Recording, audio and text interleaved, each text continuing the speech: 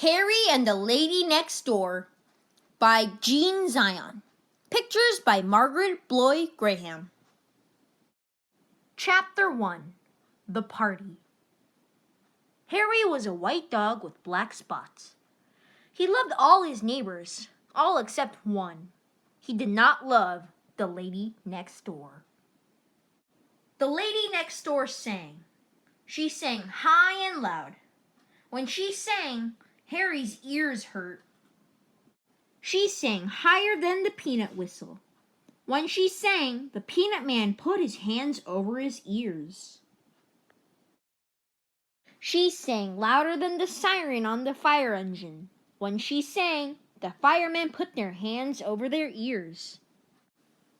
She sang higher and louder than the cat sang. When she sang, the cats ran away. Harry tried everything to make her stop.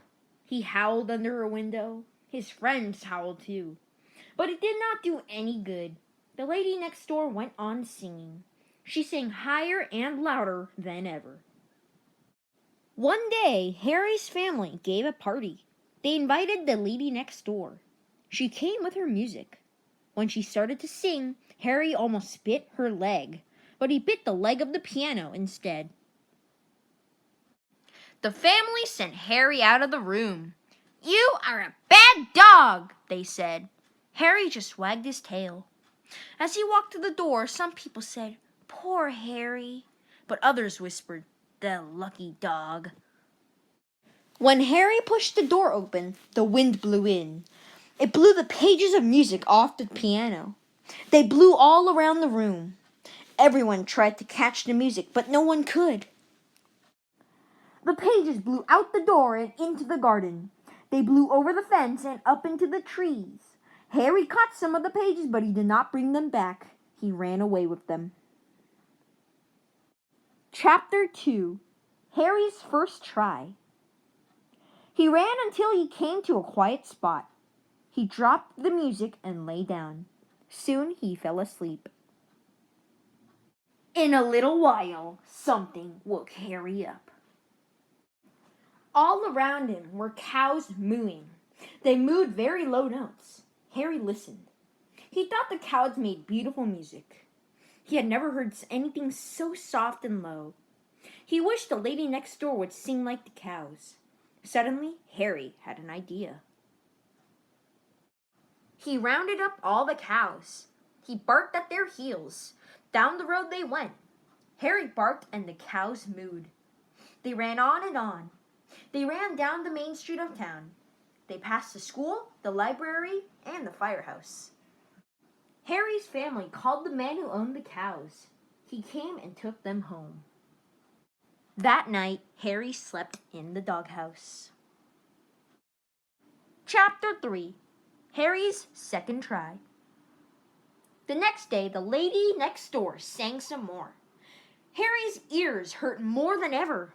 He went for a walk. After he had walked for a long time, he heard a wonderful sound. Oompa, oompa, oompa, oompa. It was low and lovely. Then Harry saw what it was. It was the big horn in the fireman's band. The big horn was even softer and lower than the cows mooing. Harry walked along listening. He wished the lady next door would sing like the big horn. Then he saw the leader of the band. The leader threw his stick into the air. Harry watched. Suddenly, he had an idea. The next time the stick went into the air, Harry caught it. Harry ran in front of the band. The leader ran after Harry, and the band ran after the leader. Soon the leader was all out of breath. He stopped running, but the band ran after Harry. The men played as they ran. Harry led them all down the main street of town. They passed the school, the library, and the firehouse. Harry stopped the band in front of the lady's house. She was still singing.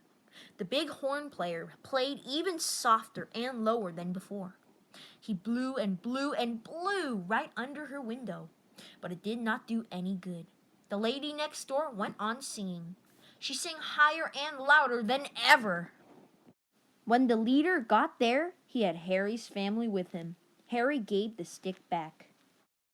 That night, he slept in the doghouse again. Chapter 4: The Contest. A few nights after that, the family took Harry to the park. They were going to hear the firemen's band. The family knew that Harry liked the bighorn. They got to the park and sat down. A light shone on the stage. The people were quiet. They waited for the music to begin. Harry closed his eyes and listened. He waited for the bighorn.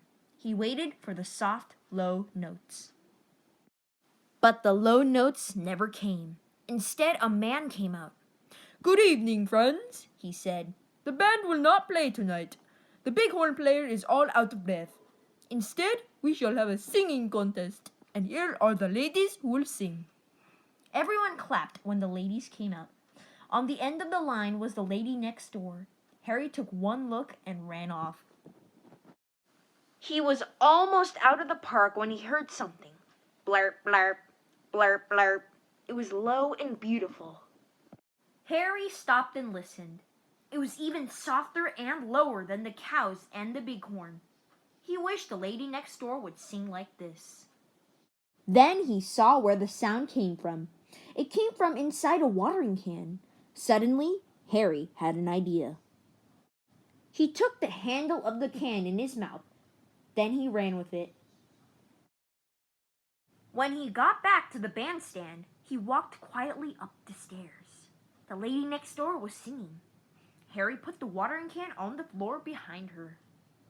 Soon the lady sang a very high note. Then something happened. 2 frogs jumped out of the can. One jumped on the lady's head, the other jumped on her shoulder. The other ladies in the contest shrieked and ran from the stage, but the lady next door went on singing. She sang higher and louder than ever. When she finished her song, everyone shouted, "Hooray!" The judges whispered together. Then one of them spoke. "Ladies and gentlemen," he said, "the other ladies in the contest have all gone home. So the lady next door wins the singing contest. She is a brave lady. She wins first prize. It means she can study music in a far-off country for a long time." Everyone clapped and clapped. Harry barked and barked. He was the happiest of all. In the middle of all the fuss, the frogs hopped home. Soon the time came for the lady next door to go away. Harry went to the ship with the family to see her off. "Goodbye, goodbye," everyone shouted. Harry wagged his tail. The lady next door started to sing a goodbye song, but no one ever heard her. Just as she sang the first note, the ship blew its foghorn.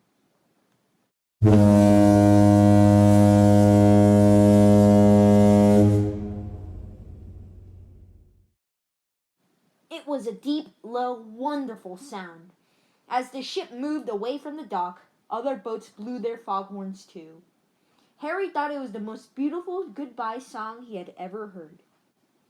The end.